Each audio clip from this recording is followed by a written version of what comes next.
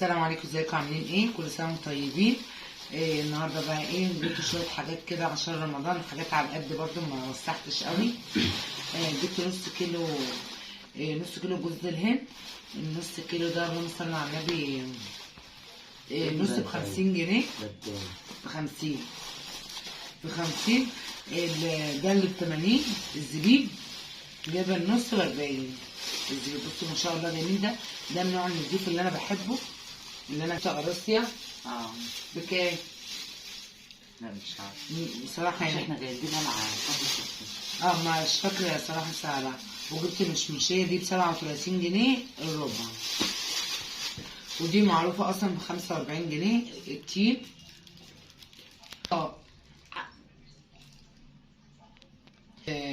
حاجة المشمشية والقراصية والتين عيالي ياكلوها قبل ما يجي الوقت.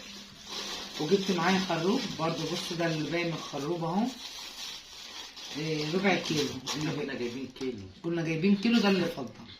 توابل بقى. جبت بقى جميع انواع التوابل معايا اهي. جبت معايا 7 بهارات. انا هقول لكم، بس انا صراحه ورقه الحساب ضاعت، مش عارفه الاسعار. بس انا جايبه اهو، ده الفلفل اللي جايبه الربع ده ب40 جنيه الفلفل، و7 بهارات. انا جايبه يعني من كل حاجه ربعين.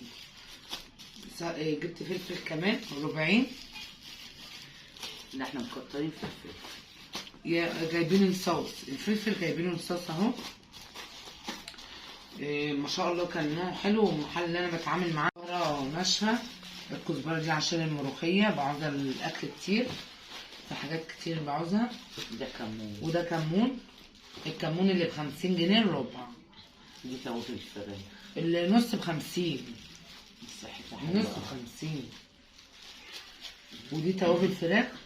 ده توابل المحشي مكتوب عليها فراخ. دي توابل الفراخ. بصوا عامله ازاي، وريها لهم كده باينه.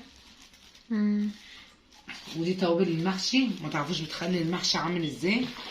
دي هتعجبكم قوي لو انتوا جربتوا بيها المحشي. البابريكا بقى انا بجيبها عشان تحمر لي الطماطم وبتخلي الطماطم حلوه. جايبه برضو ربعين، والكمون برضو ربعين. وجايبه توابل الفراخ. يعني المحل ده انا اللي بتعامل معاه. دي توابل اللي كنت بعمل بيها الكبسه اصلا. دي انضف توابل اللي انا بحب اتعامل مع المحل ده. لازم محل يكون انت واثقه فيه اللي انت بتجيبي منه الحاجه. والسكر ده ب20 جنيه. السكر الكيلو ب20.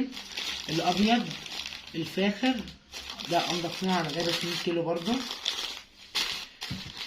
وجبت كده 6 زبادات عشان السحور، لقيتهم عرض كده. العرض ده قطع 6 زبادي دانون اسمه دانون.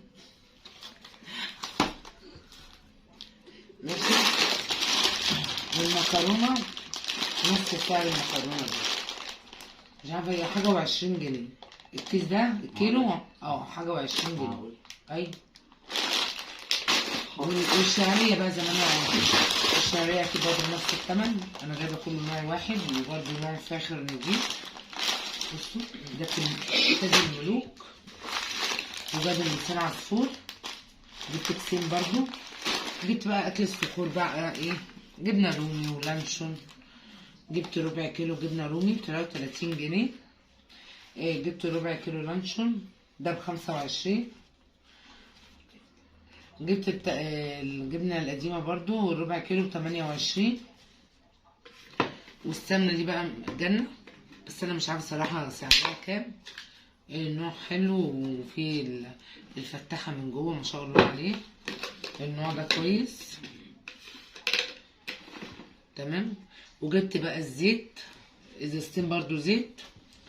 الجبنة والبيض ده ب30 ودي ب15. نوع الجبنة ده ماشي. نوع البلح ده متوسط، ولا كبير قوي ولا صغير قوي. ده النوع ده انضف، يعني انا بحبه. هو ملحم كويس، ملحم من جوه. بصوا عامل ازاي من جوه، ملحم خالص. عجبني عشان كده انا جبته. وجبت 5 كيلو رز. نوع برضو فلفل نضيف، نوع حلو اوي الرز ده. مش فاكرة برضو سعره كام، ورقة الاسعار ضاعت.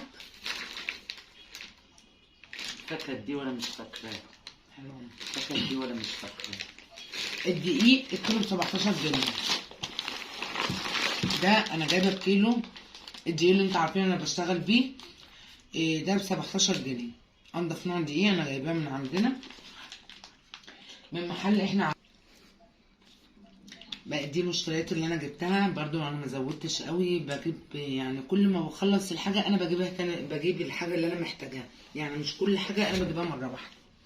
بس كده انا خلصت فيديو النهارده، ويا رب يعجبكم مشتريات النهارده. ولو عجبكم اعملوا لايك واشتراك في القناه عشان يوصلكم كل جديد على قناه يوميات بيت العيله. اشوفكم على خير باذن الله. مع السلامه.